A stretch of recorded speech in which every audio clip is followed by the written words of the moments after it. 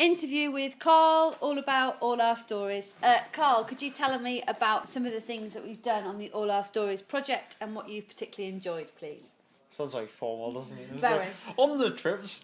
So I went to, first we went to Weston's and then Dragon Orchard, same day. So cider.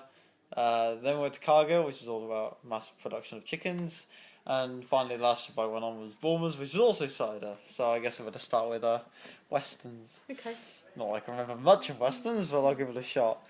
I really enjoyed the day out. Like, everyone's sort of together, and sort of it's the first thing I've done as part of Close House is just a day out trip, and I think it's really nice to sort of have just a trip with people you like and sort of get to know just about a certain topic that I particularly like cider. I drink it all the time if I decide to drink anyway, and it's kind of thing that I like to sort of know how what I drink is made, and they give us a bit of tips on, but mainly like the production and the history of cider, but also how we could possibly like get into cider production if we really like it, and saying like there are courses available for people who really enjoy that sort of work, I think actually using it as a job opportunity is sort of really good for me, even though it's a bit of a distance in Marchmark or. But you found it of interest and... Yeah, I personally find cider interesting, both the manufacturing and drinking it, of course.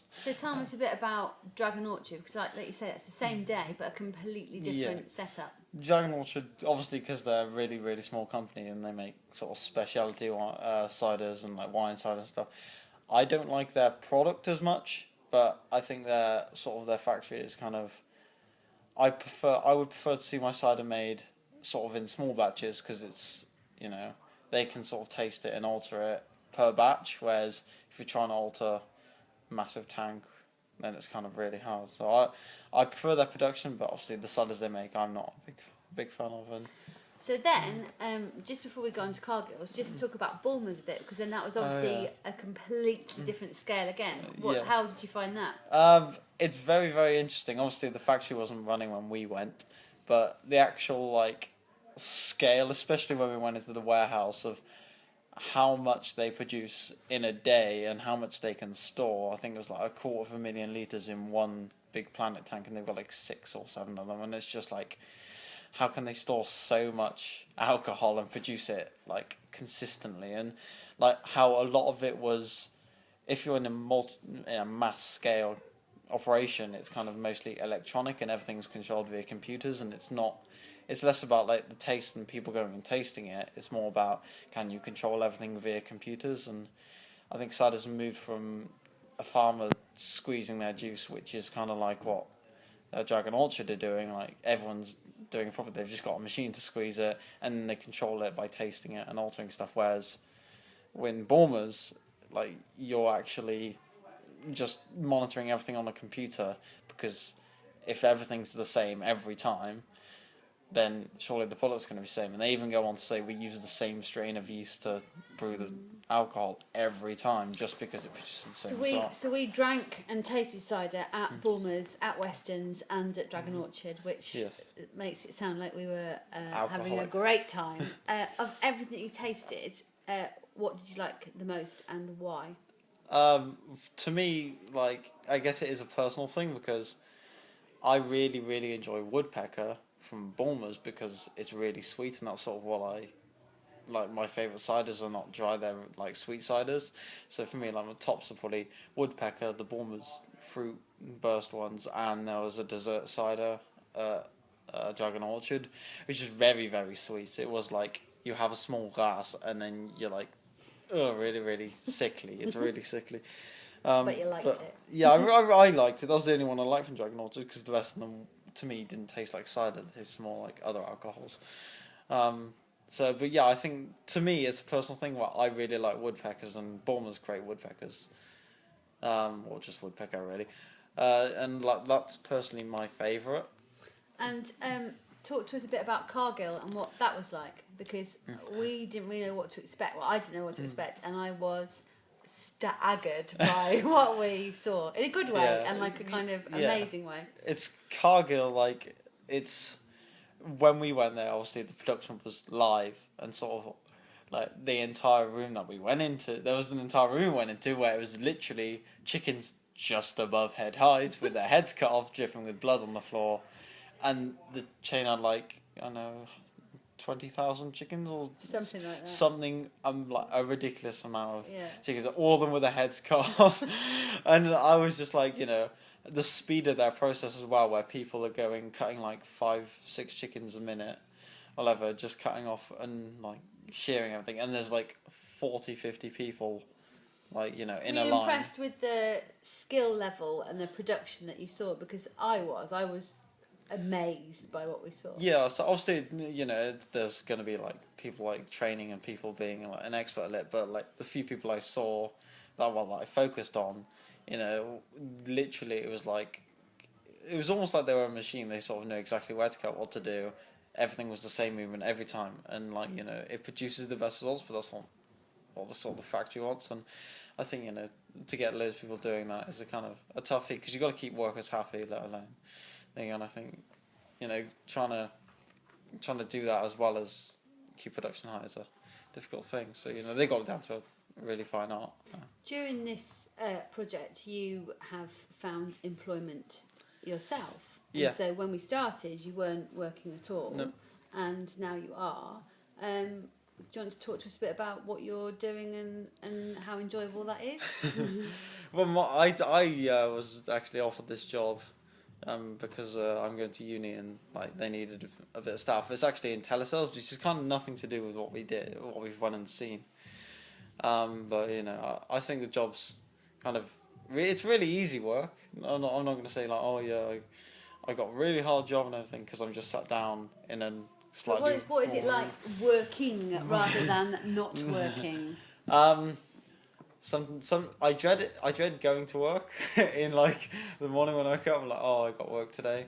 But when I'm there, I'm thinking, for where I am and what I'm doing, it's actually I'm getting paid to do this, and it's not that bad. Yeah. I think we found, didn't we, with all the places that we went, there was great kind of camaraderie in a lot of the places that we went to, particularly kind of Cargill. There was kind of great banter, wasn't there, kind of between people, and that perhaps some of our young people who have never worked, that was a surprise. Were there any surprises for you over the whole process?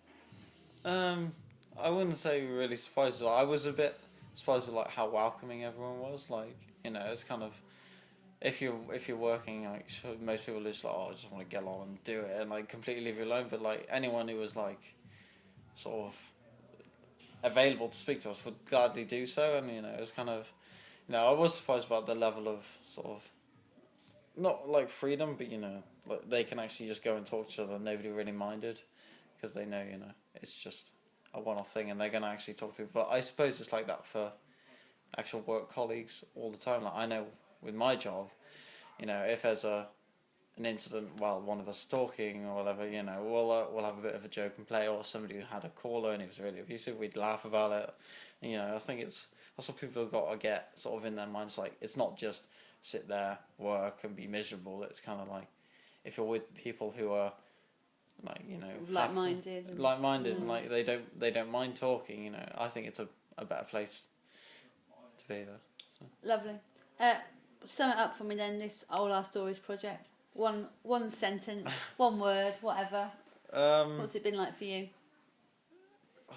Also, I would say it's like, I think it's a necessary thing for people to sort of experience a day out at people's work, just work, because I know a lot of people, they don't go, if they do see people at work, it's literally at a checkout or they're buying something and they're not thinking about what the person's doing, what the company's like.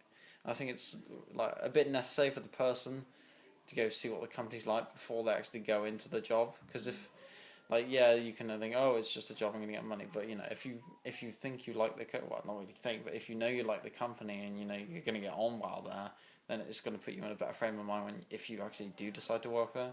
I think that's one of the most important thing, which is when I went to do my first shifts, I got introduced to everybody, everyone was friendly, and I just felt welcomed, and I felt like I'm going to get on here, which is one of the reasons why I'm still there and staying with the job, because I'm not, even though I may not like the actual work I'm doing sometimes, the people that I work with are just so nice to be around, and that's what makes the work sort of fly by. Lovely. Carl, thank you for your time. It's okay.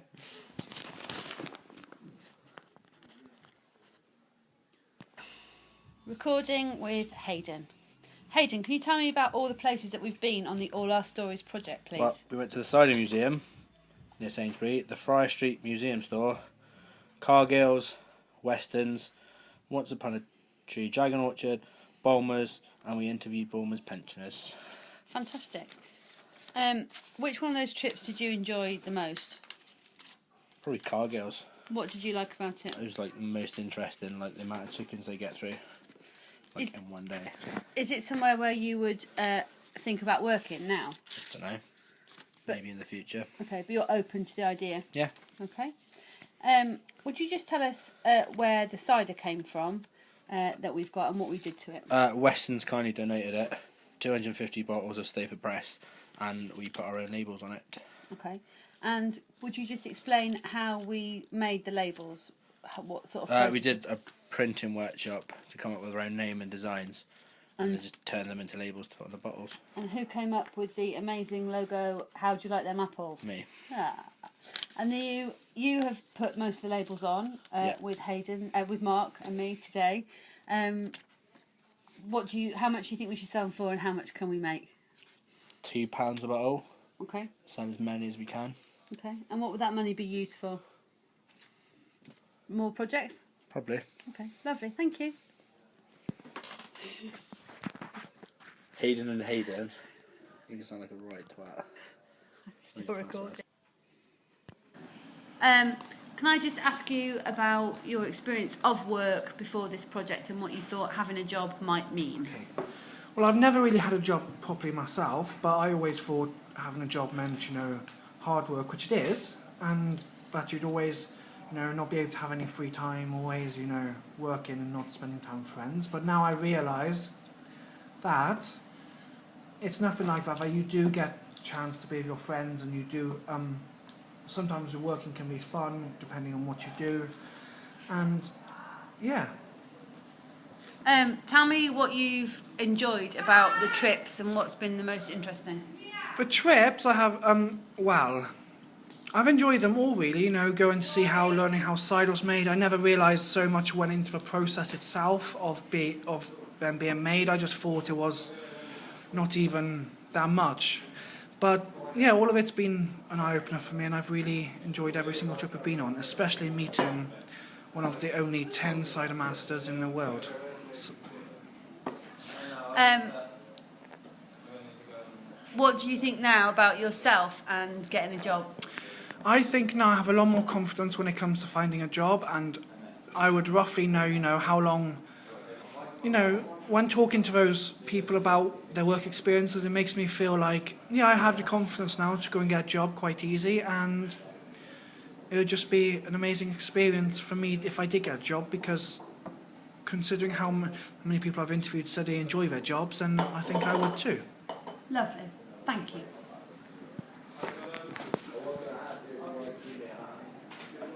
This is Mark interviewing Charles. Oh. Here. Oh, Mark. Oh, sorry. How old were you when you started working at Bulmer's, and how many years did you work there for? I worked 40 years already. 40 years, yeah. I worked in a pectin department. That's another, where we used to do pectin, but it's all gone now. It's all been knocked down. It's not like it used to be. But as I say, with long hours and poorly paid, there wasn't a lot of money in them days. It was a lot of hard work, but everybody was happy. I got no complaints at all. How did you get your job? Well, I come out of the army, and I wasn't from Edinburgh, I come from Wales, but I come up here in 1948, I think, and I just messed about a bit to get a job. There's plenty of jobs about then. You could walk anywhere and get a job every other day if you wanted it. And I eventually got here, and as I say, I only come here to be temporary. I didn't think I'd stop, but at any rate, I did. I stopped. I was on shift work, and 7 days a week we used to work, and it was hard work. It was hot too. You know, it was very hot up there because everything was boiling. You know, boiling. But I didn't think I'd stick it, but I did anyway. And as I say, I retired from here early, and I very happy here, and they were all very friendly. The Bulmers, they would do anything for you if you were ill or something like that, or they could take you. You know, if you were severely ill, they'd get a specialist for you. They'd take you to. I even took my wife to London, you know, for to see the specialist. But you know, they were very good. But you know, later years, they had different people come here and different managers. But the best thing that's ever happened to Bulmers and the employees was when Peter Pryor was made manager here. He come here and he come up to me, and I was up in the factory there. He done every job here. He knew what he was talking about. He done it in every department he worked in. He knew what he was talking about. And he come up to me one evening time, I think it was, on afternoons I was. And he come to me and he said, "Hello, Charlie, how are you?" He said, "Oh, all right," he said. He said, "I have found a heap of money here." Boom. And he said, "I've got a big shovel." And he said, "I'm going to spread it about between all of the workers." The next thing, we had a £10 rise. Wow. And old Bertram Bulmer, years going back, like, when he came round and we were due for a rise every 12 months, you know, give you an halfpenny an hour or something like that, or a penny, you know, if you were good, you know. But that's all he'd ever give you. Anybody think he was giving you the world the way he talked, like? And I can always remember him walking up the yard.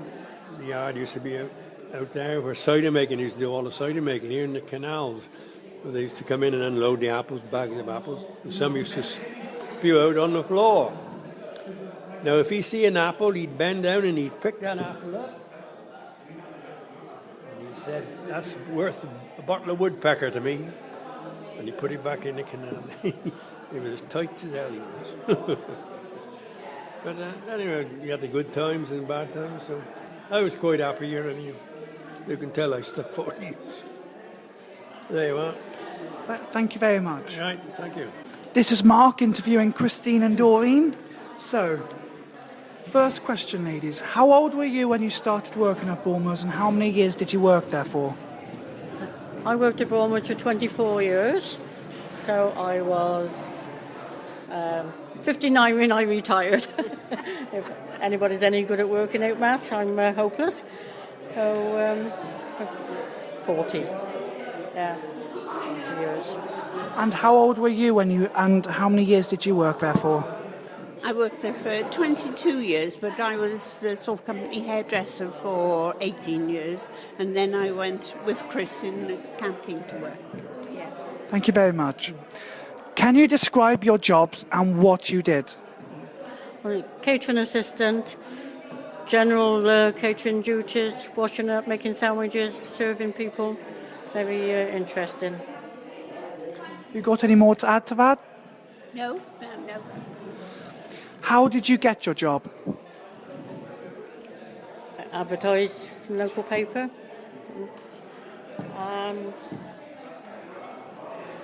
Just advertise in the local paper. And how did you get your job? Well, I was doing an evening shift there when my boys were young, and the lady who was the hairdresser then asked would I would like to go and do the hairdressing, so then I went and had an interview and I got the job, which was very good. Thank you. Thank you. Oh, it's nice to give a chair to a lady. It's just a basic tip in life, Mark. You're sat down on your bottom and they're stood hovering over you. Next question. What was the most enjoyable thing about your job? Meeting a lot of people. We had all the people out of the factory came in, plus a lot of contractors. So we had a bit of chit-chat amongst them. Very good. Yes, mine was the same because I'd always, all my working life, sort of met people through hairdressing and whatnot, so it was good. The canteen was good as well. Thank you. And the staff were very good. What changes did you see at the factory and how did you cope with that?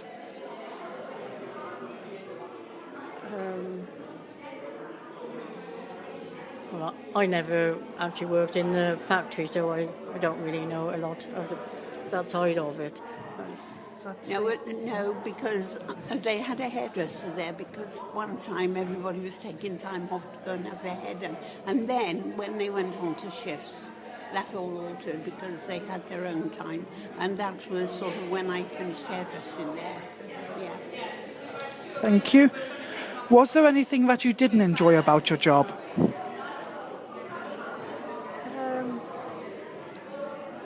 Yes, the ready available food, which made me put on weight.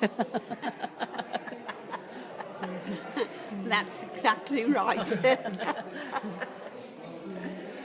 Have you got any interesting or funny stories you could tell us from when you worked at Bulmers?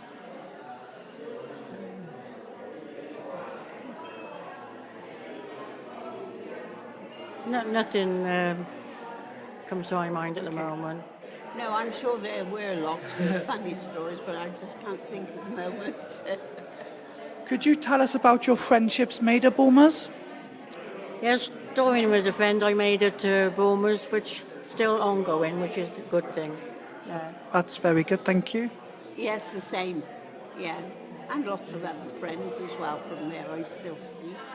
We go out to lunch, don't we, once a month or something like that, or breakfast together. This is Mark interviewing Dave. So Dave, how old were you when you started working at Bulmers and how many years did you work there for? Crikey, I was probably about... Oh no, I can work this out. I came and worked at Bulmers for 13 years and I was probably about 30 when I came here. Okay. Can you describe your jobs and what you did? Yes, well I started off doing something that I'd never done before, which was accounting, just a proper accounting job. And then my job became bigger and bigger and bigger, and I took over tax and treasury and all sorts of things. And how did you get your job? I got it through a job agency. And it was just really lucky because I decided I wanted to come and live over here somewhere and found a nice job at Bulmers to do it. Thank you. What was the most enjoyable thing about your job? The people in the business were really lovely. What changes did you see at the factory and how did you cope with that? So I wasn't really in the factory so much, more in the office block, but the big change was computing really, because when I first came there wasn't too many computing because I'm that old. But as things moved on we had to get much more computer literate, and that was a big change for everybody. Was there anything that you didn't enjoy about your job? In retrospect, I worked on my job far too long, far too many hours on my job, and therefore what happened, although I enjoyed the job, I didn't see my kids growing up as much as I should have done. How about that? That's a good one. Have you got any interesting or funny stories you could tell us from when you worked at Bulmers? Blimey, interesting or funny stories? No, not really. I just worked hard and we did lots of great things in Bulmers. For a small company in Hereford, we did loads of great things which we're still really proud of. Which is why it's really nice, like here, when you see the pensioners, that the company's been gone for ages, but they still meet because they want to get together. Could you tell us about your friendships made at Bulmers? Yes, I still. Even last weekend, I had people over to my house that worked for me at Bulmers. So the great thing about Hereford is you always see people that you wandering through town. You see somebody that you used to work with, so it's really nice. Thank you very much for that, Dave. Well done. This is Mark interviewing Derek. First question, how old were you when you started working at Bulmers and how many years did you work there for? I was approximately 26 or 7 when I started working, and I worked there for 38 and a half years. That is a lot.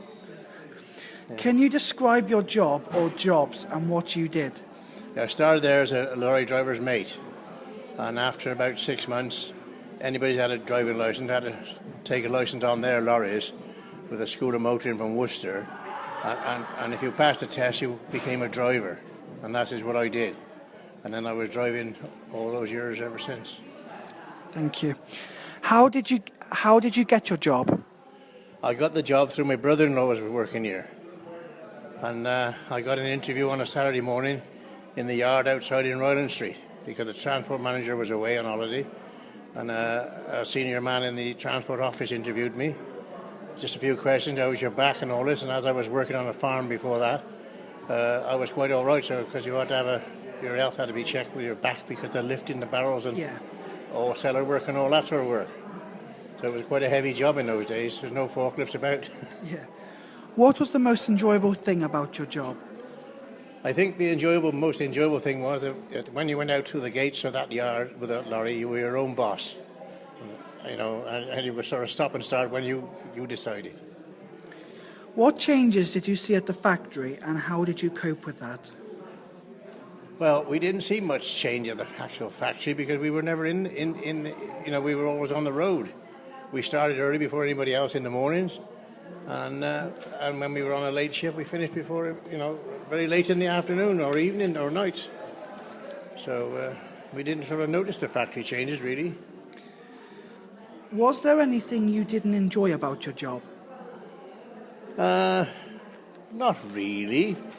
I think the biggest part was you had to bow and scrape a bit to the customers because you were representing the company all the time, and the customer was always right, and you had to accept that. So, it was. But I didn't have any complaints, really. It was a marvellous firm to work for, and didn't be proud, and paid good money, and they were very good if you had problems at home with your personal family life. And my wife was very ill for many weeks at a time, and I had time off work, and transport manager always paid me my full wages. I had no complaints whatsoever with them. Have you got any interesting or funny stories you could tell us from when you worked at Bulmers? That's a little bit difficult now. There was many a story because we used to stop overnight in digs all around the country, and one particular landlady in North Wales, we were late going there. We hadn't booked in Llandudno, and we arrived there at 7 o'clock, and she was just going out for her bingo because she had to go to bingo every night. And out she came flying to the door, and we put up with her, and she said, "Bulmers, you're not booked in," she said, "and I'm full up." I said, "It's all right, Mrs. Hughes, we'll find somewhere else." "No, you won't," she said, "you'll have my room." And she said, "Here's half a crown for you, go and get your fish and chips." And that was a funny story. And that's how it was around the country. Yeah. Could you tell us about your friendships made at Bulmers? Friendship. I had many good friends there. I didn't really have any enemies whatsoever.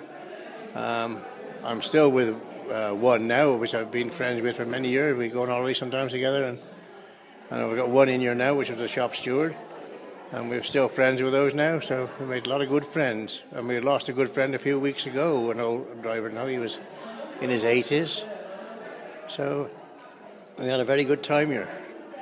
It was hard work, but you enjoyed it, Yeah. Can you tell us about what else you could get at Bulmers?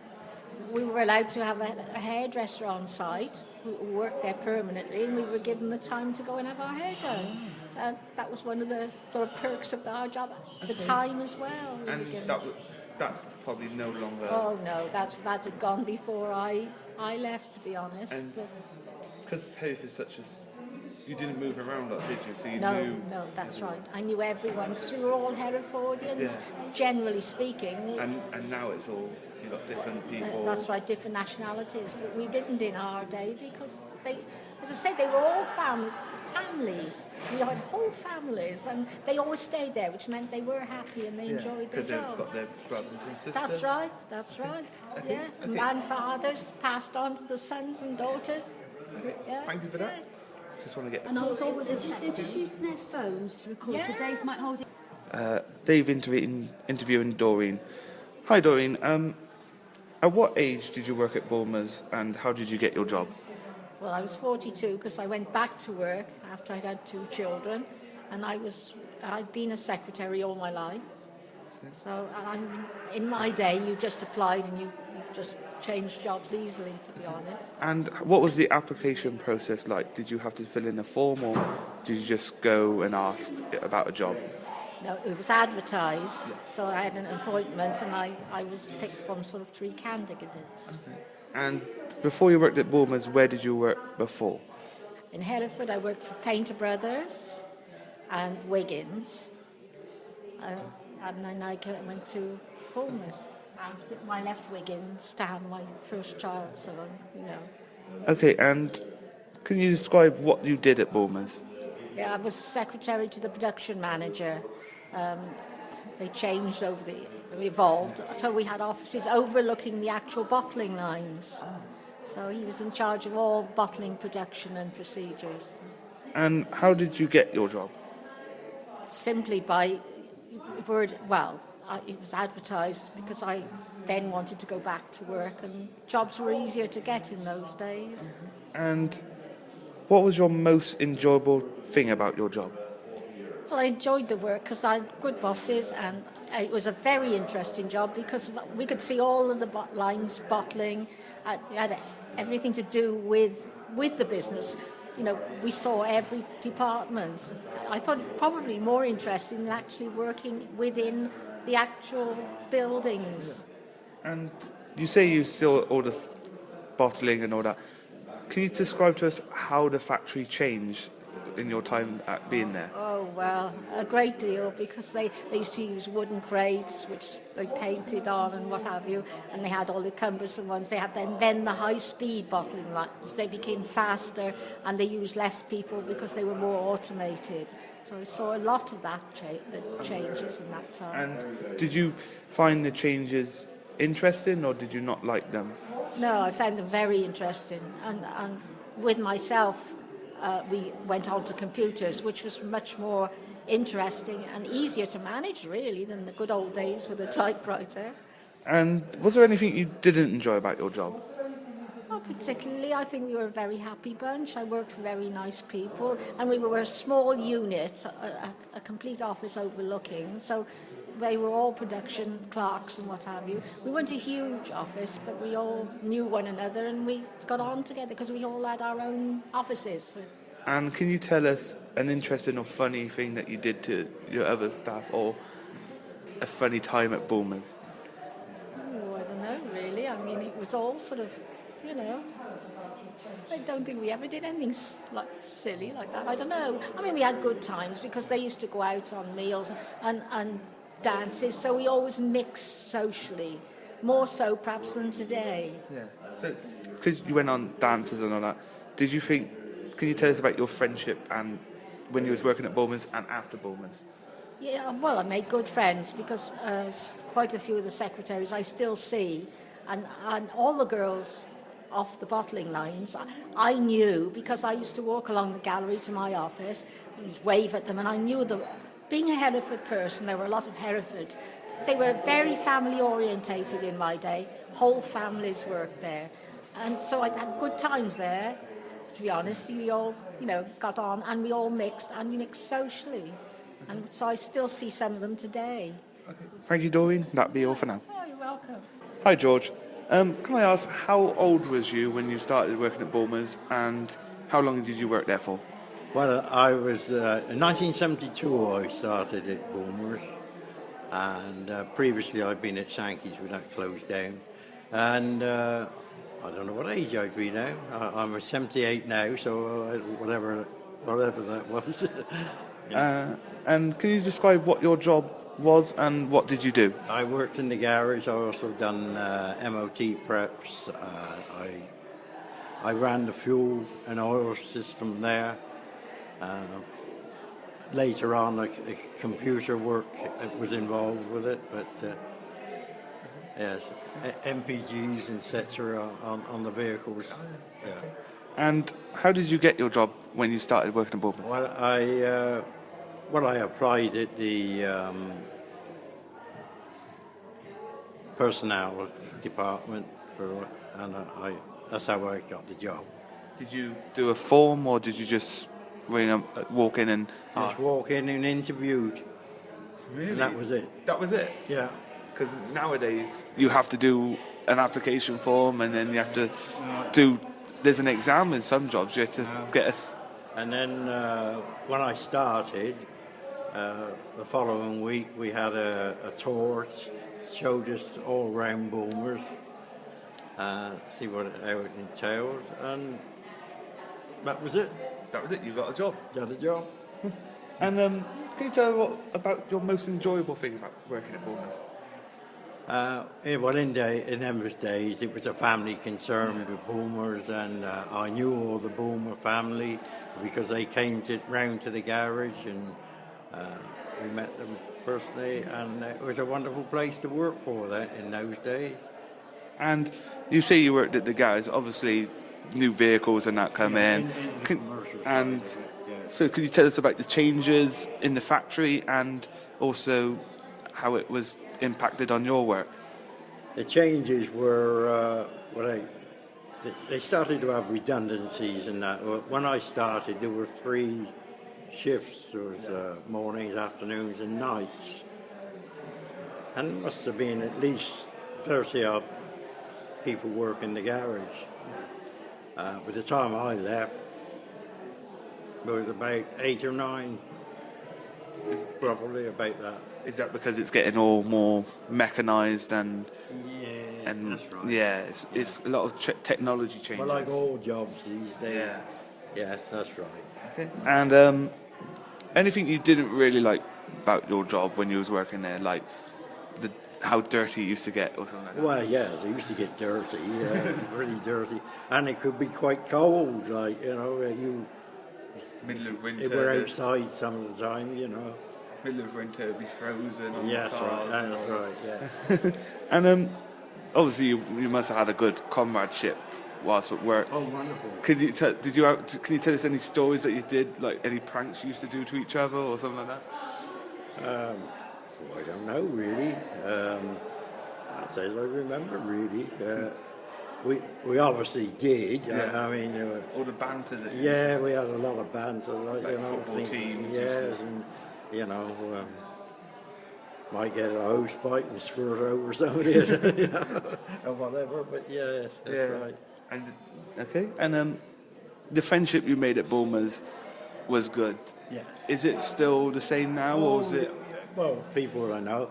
I mean, obviously, with age, it's getting a little bit less, but yes, we still see each other now and again, like this morning. And also, you still got the same friendships. Yes. From, you still see your old colleagues. Oh yes. And they're still pretty close. Pretty close. Yeah. Okay. Thank you, George. That's okay. That was lovely. Okay. Hi, Jenny. It's Dave. How old were you when you started working at Bulmers, and how many years did you work there for? I started in 56, late 56.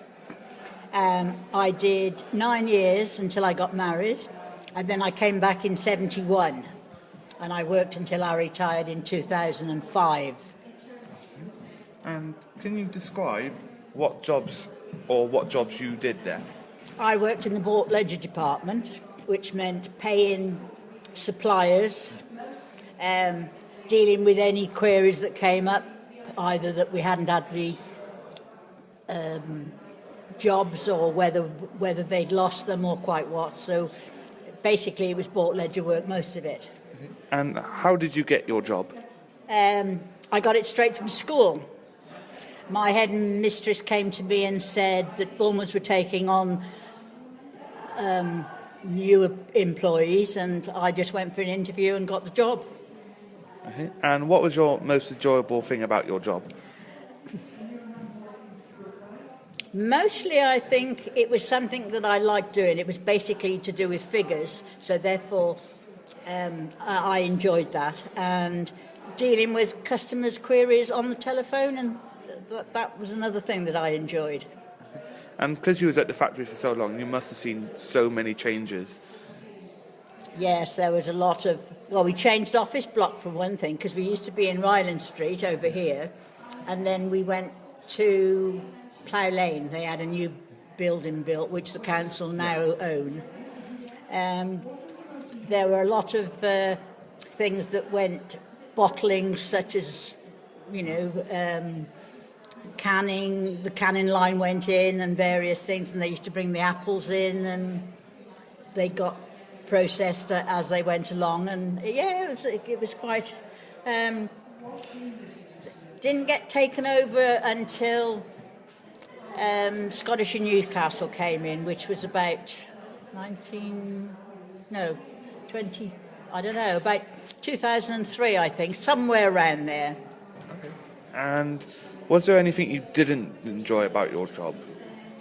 No, I don't think so. I think most of it was enjoyable. There was a couple of people that I didn't like when Mike Hughes and he came in, and sometimes he would speak to you and sometimes he didn't, and I don't like people doing that. Okay. And do you have any funny stories or interesting stories that you could tell us when you was working at Bulmers? Like any pranks that you did to each other? When we, if anyone was getting married, especially now that applies over to the Ryland Street, because there was a big staircase went down, and we used to wait for whoever it was to come down the stairs and then completely cover them with confetti or what have you. And if they had a car, we used to tie tin cans on the back and all sorts of things like that. And what can you tell us about your friendship at Bulmers now and after working there? A lot of people were just acquaintances, because you couldn't possibly know everybody there, because at one stage there was 1,000 employees. But most of the office staff were quite friendly, and I still keep in touch. I go out for coffee occasionally with some of them, and most of them you keep in touch with, and you see them in town and what have you. Okay, thanks, Jenny. That will be it for now. This is Mark at the Cider Museum interviewing Maureen. So, first question. How old were you when you started working at Bulmers, and how many years did you work there for? 15, and I worked for 44 years. Thank you very much. From 1959 till, when did I finish? 2001, was it 2000? I can't remember when I finished now. How long have I've been finished 11 years. About 2002, roughly, then. Yes, yeah. Can you describe your job or jobs and what you did? Well, I did various things. I worked on the production lines, but I moved around. We worked on different machinery. And when Ryland Street was open, we worked over here first, and then they opened Moorfields. And I worked over on the fastest line in the world, it was called then.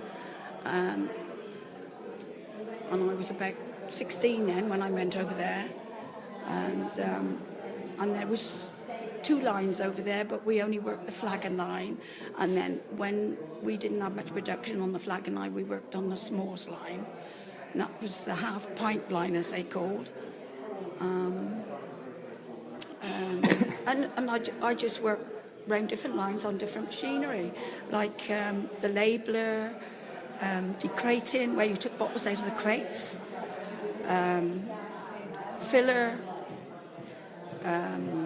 the bone tightener, where you put internal screws in. I worked on stoppers, getting the old rings off, putting new rings on. On the new rings on it was called the re-ringers. Mostly the pregnant ladies went on those, but we only ever went on them if they were short-staffed.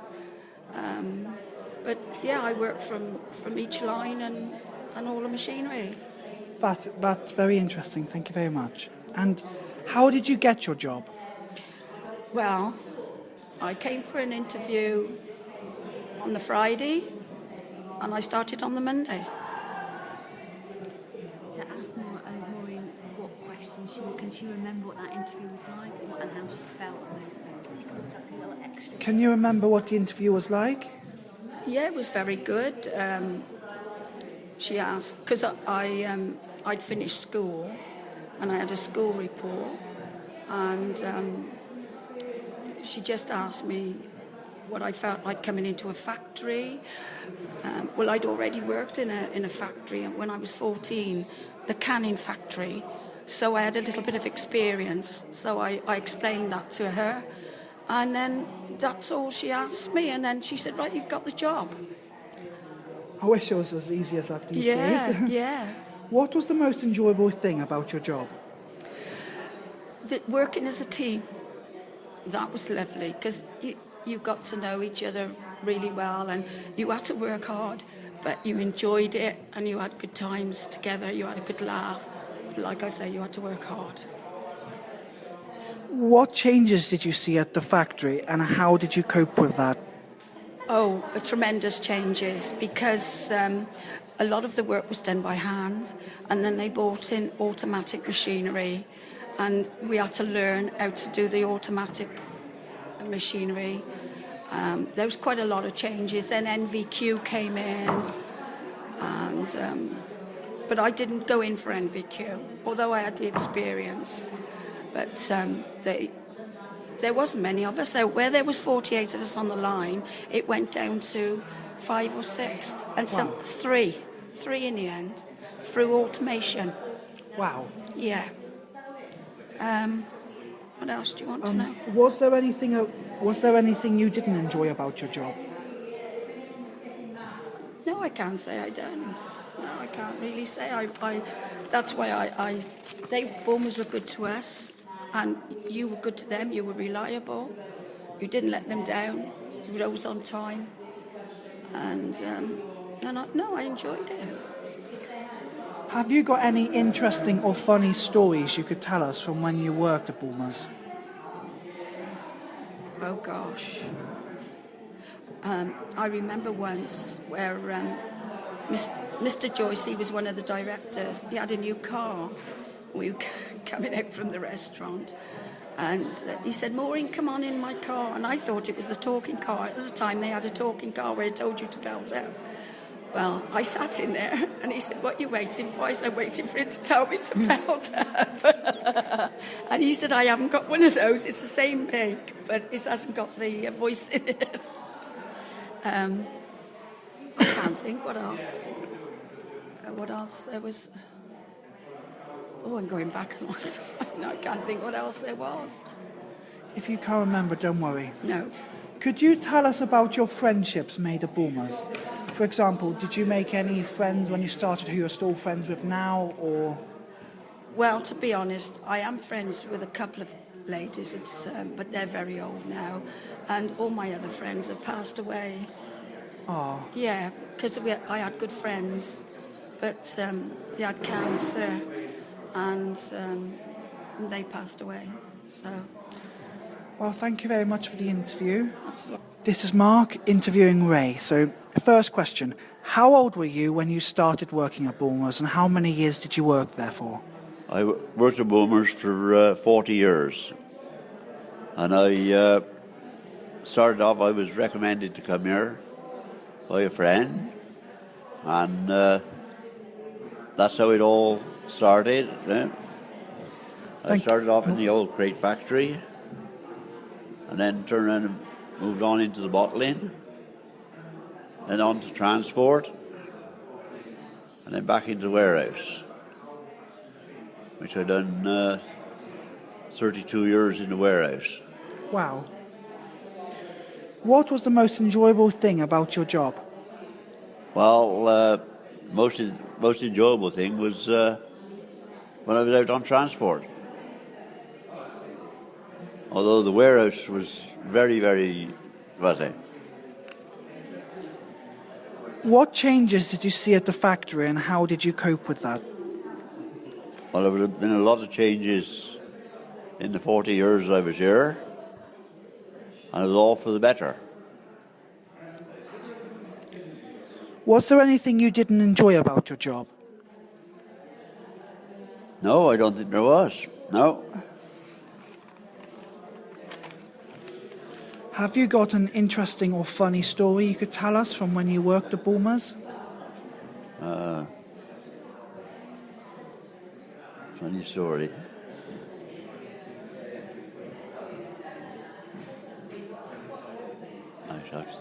I'd have to think with that one, all right? Could you tell us about your friendships made at Bournemouth? Well, I've made a lot of very good friends. Yeah, through bowling and all that,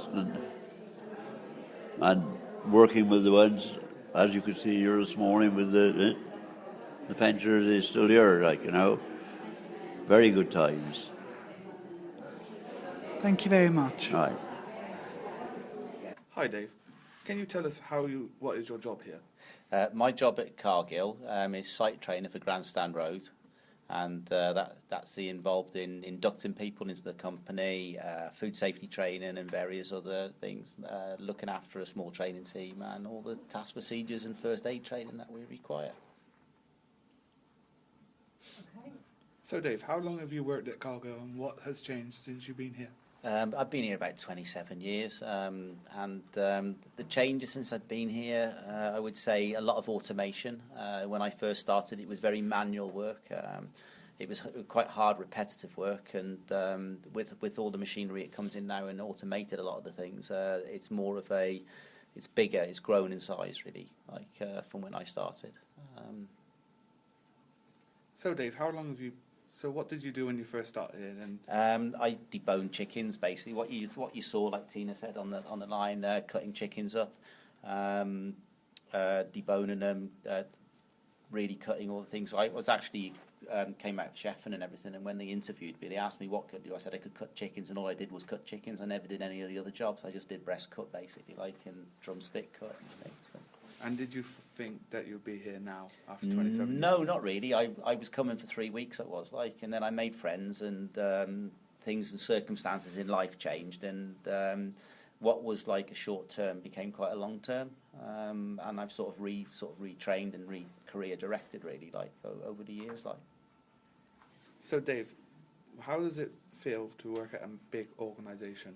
Well, with a big organisation, the thing is opportunity. There's a lot of opportunity to progress, your self-development, developing your job role.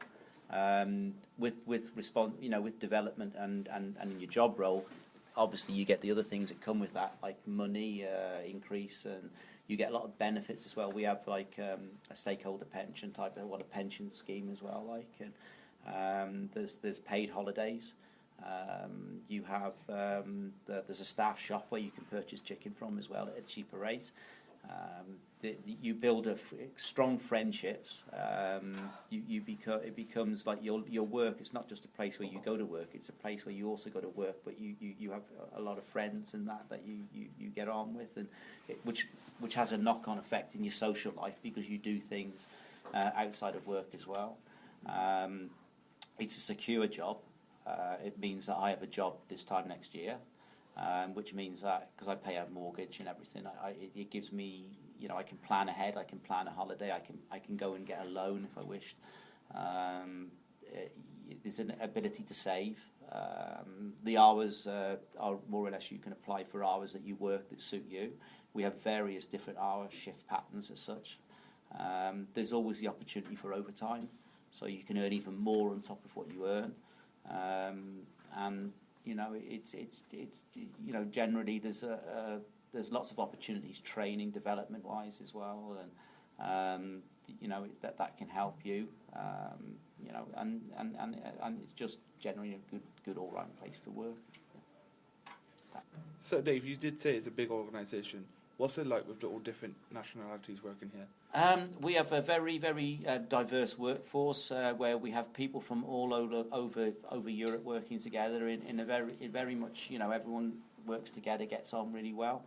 We do have different languages, and sometimes you might not always understand who you're working with as such, and then, but you do pick up. I have myself, from my role, I've picked up some Portuguese and Polish. I can actually know a lot of food safety in Polish now because I teach it, and made good friends. I've got a couple of friends even now in Brazil now that have left and moved over there. Like, and you learn about different cultures and different things as well. Like, and being like an ex-chef as well, I've actually learned a lot about Portuguese cooking and stuff, and a lot of my friends, colleagues that I know have actually, actually married people from different parts of the world now. Like, so it's very integrated, and it's a very family atmospheric thing, and it's great, especially when we get the World Cup as well. Like, for the first 2 weeks for us, like, but it's good atmosphere, like. So you said about the World Cup.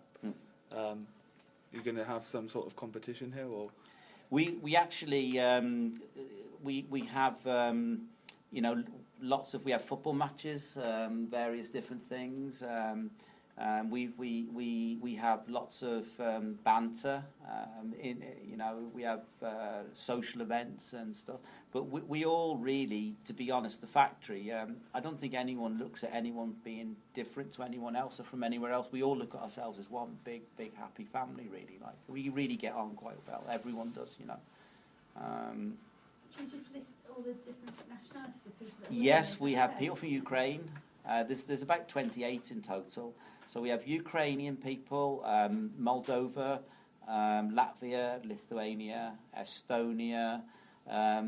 We did have people from Russia, but not so much now, unless people have settled here.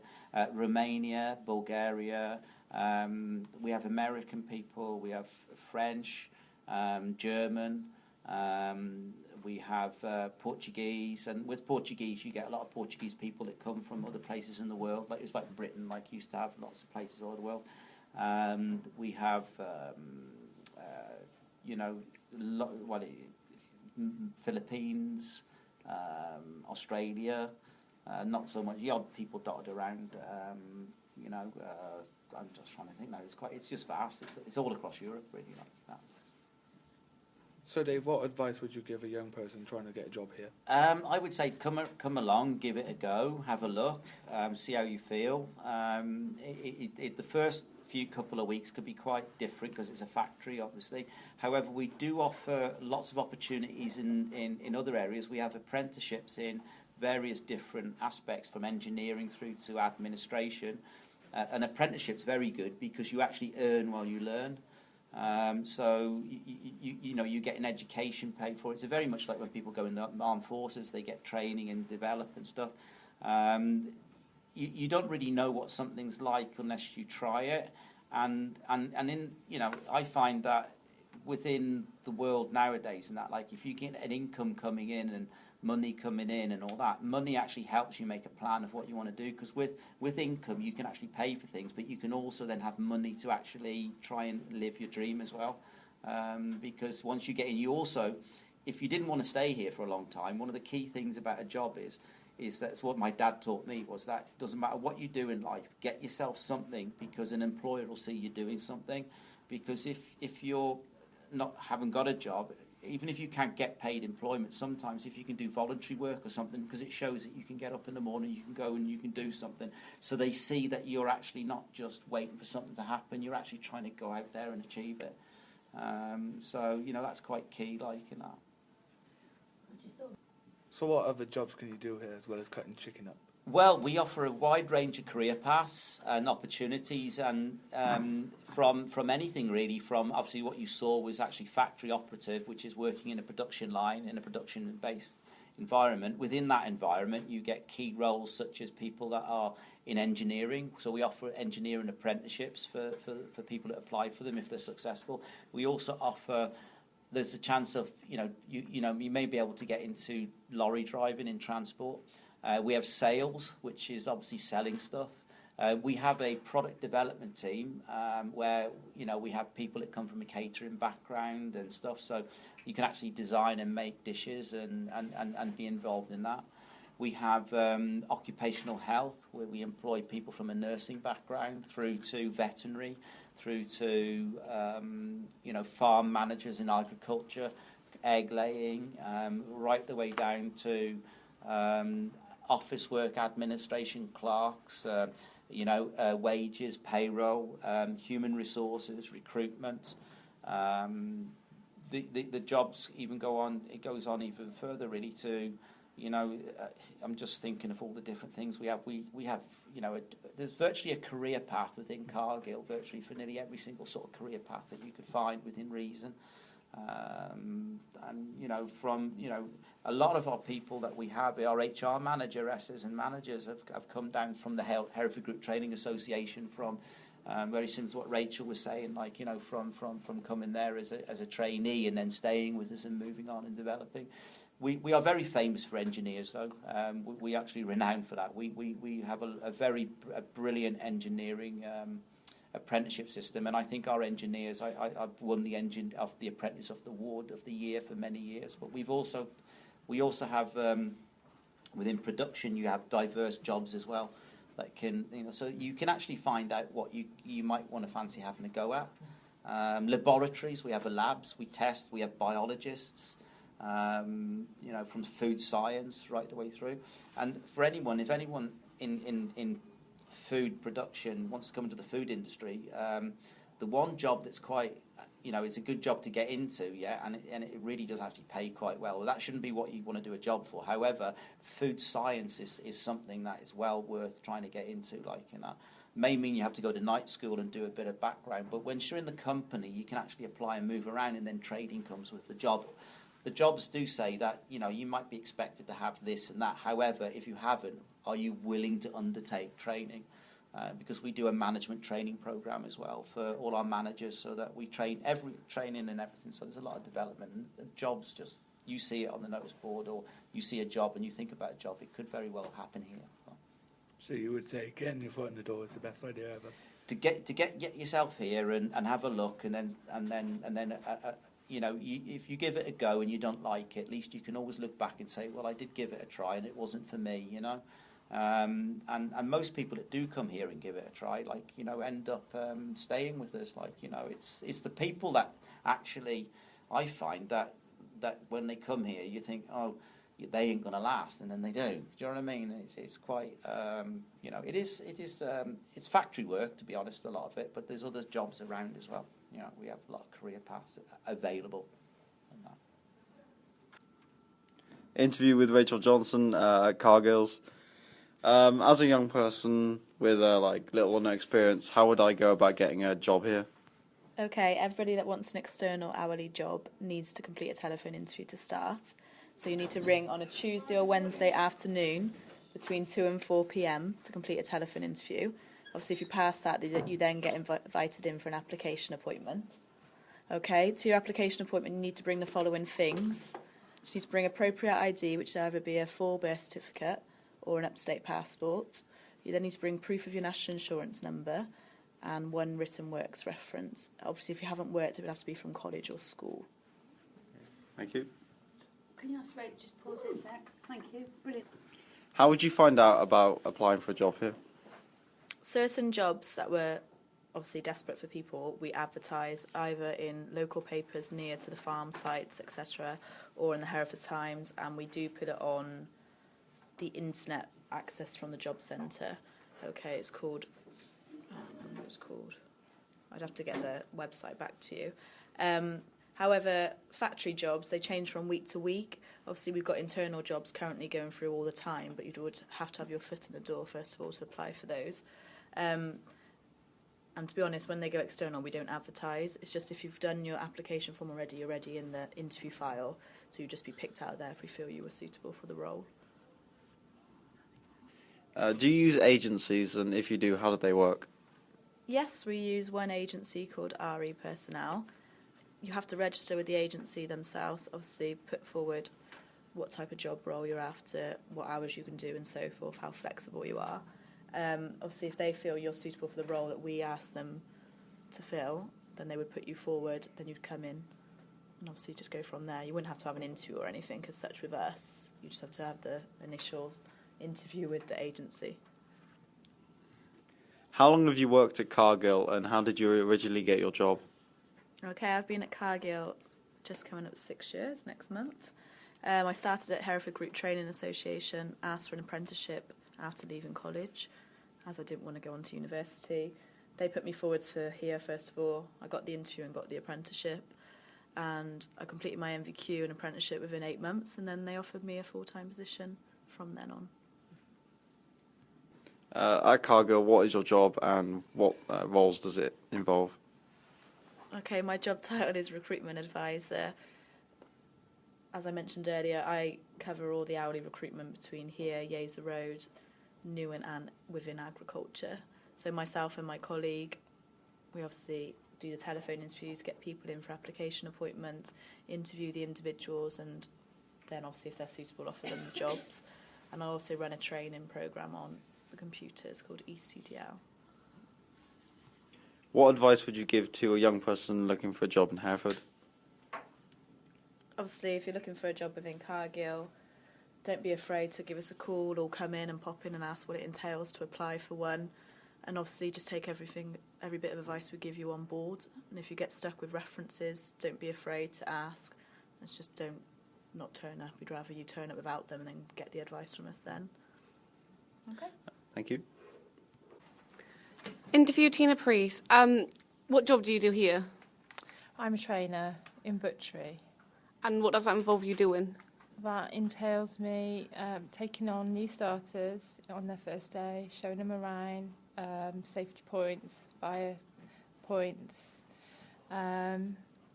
making sure they know their way around, introducing them to people so they're not on their own, and just showing them how to do their job. And then I just stay with them and make sure they know what they're doing. What should I say? Tell me about the training programme. Can you tell me about the training programme? Our new starters. It's fine.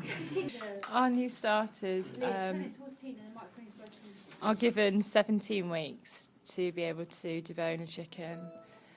Each week they're given a target to achieve, and over the 17 weeks that target increases until at the end of the 17 weeks they're able to cut to target, which is 26 birds-ish in 10 minutes. When did you start here at Cargill? I started about 15 years ago. I was part-time because I had a baby who was now 15, and it fitted in with childcare and everything, and then I carried on part-time until he was about 7 or 8. Then I went full-time, and soon after that I became a trainer back on part-time, and then I came on to full-time, and I've been a trainer for about 4 years now. Yeah, full-time, 4 years, full-time trainer for about 4 years now. And when you first started here, what was your role? Well, the people that we've seen today deboning the chickens, I did something similar to that. Yeah. What advice would you give to young people wanting to start a job here? When you come and you start your training, the best advice is just to listen. If you listen and take on board what people tell you, you'll get on well. If you decide that you don't want to listen, then towards the end of your training periods, you won't pass your training, therefore you won't be given a full-time job. If you listen, do the job, you'll get on well.